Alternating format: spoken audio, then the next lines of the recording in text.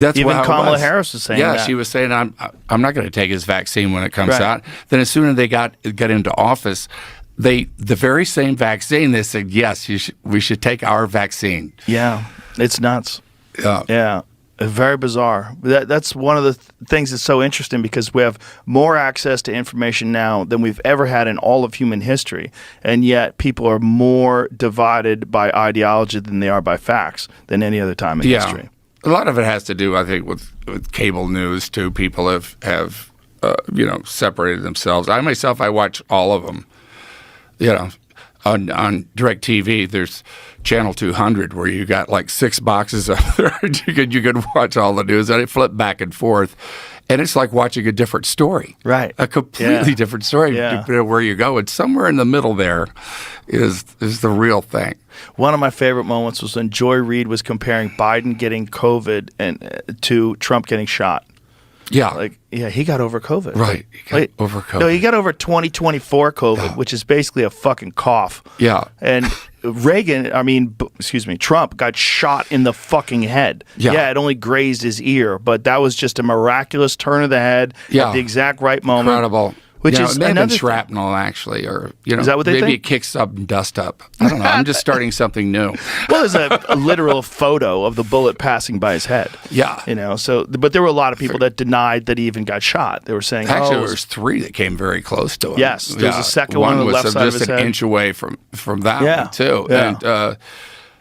And man, if his head had blown up there in front of everybody, what would be the situation? Civil War. Yeah. Yeah, it could have very, very well been Civil War. I'm afraid it could have been. Yeah, those Trump people would have fucking loaded up their pickup trucks. Do you think they would have done a more thorough investigation now? If he had? No, because listen, this is Lee Harvey Oswald all over again, but less complicated. Or actually more complicated, right? Because this is a very young kid. How did they get to him? We don't know anything about him. We don't know why he was willing to do this. We don't know. We also know he's a registered Republican, which is crazy. Well, one could be swayed from that too. Sure. Especially at 20. Yeah. Who fucking about knows who was dangerous, what happened? And they're going to have to get another Republican in there. Just but I've been reading this Unspoken. I've forgotten the author's name. But it was endorsed by RFK Jr. About the assassination of his uncle, the President John Kennedy, and it takes every piece of information that is known and puts it in a book and tells a story from it. And it was our government, I think, that killed Kennedy, and through the CIA, the dark forces within our government. And if that can happen, then how about today? How much? Of course. Yeah. Sure. Who's running things? Right. The only thing you can draw is conclusion you can draw is it's got to be something like that. Only I can't understand why the CIA would want us out of Afghanistan that way, or why all the other stuff is going on. But I guess again, that's for control. Yeah, it's for control, but it's also so multi-layered and so hard to figure out what's going on. I mean, we know that they had MK Ultra in the 1960s. They did mind control experiments on people. Yeah. And the idea that they just stopped that is silly. Yeah. That's silly. They went further. That's how we got all those other drugs that were turned up at parties, right? Well, it's part of it. There's what was that? This guy, Norman Ohler, he wrote about drugs during the Third Reich and about how they experimented with LSD on concentration camp prisoners. Yeah. And all the stuff that they were giving Hitler. Like while he was in the middle, and all the stuff they were getting the Nazis. They were giving the Nazis meth. Yeah. They were all on meth. It was crystal meth, in fact. That's what they were so fanatical and going out there and staying up for days. I mean, that was essential to the blitzkrieg. Man. Yes. You can't stop and take a nap over that. Yeah, you gotta 3 keep days on rolling down on the road meth. like a trucker. Yep, wild, out of their fucking minds. And Norman was explaining that they had different levels of meth that they would give to the people at the front lines. Like the guys that ran the tanks had the most meth. So they were just jacked out of their fucking mind, just storming through the night. Yeah. And then the French were drinking wine.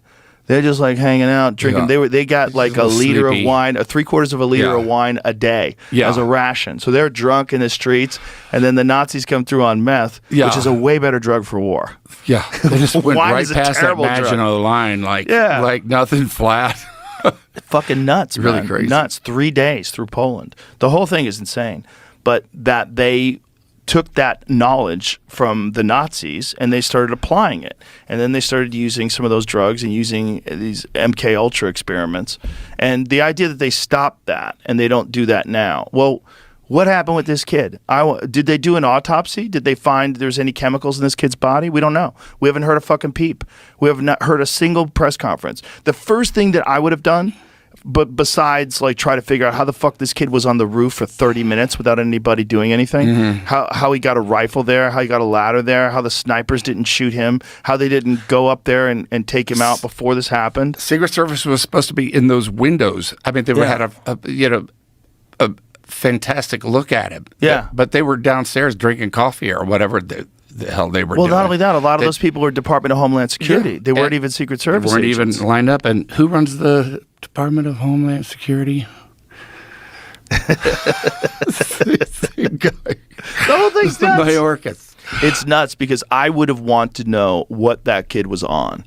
I guarantee there was some sort of psychotropic medicine involved. There's something involved.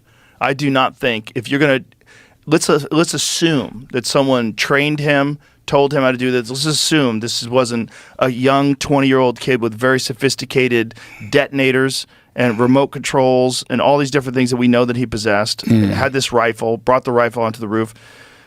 Also, why did he have iron sights? That's baffling to me. Who was his gun instructor?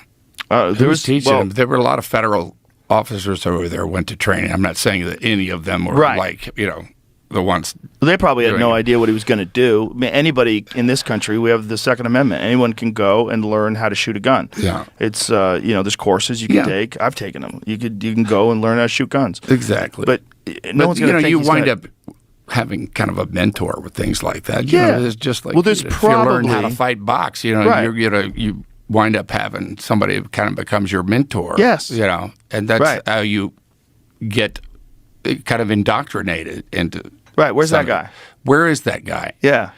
The kid was really smart. He won all the science fairs, from what I understand. So he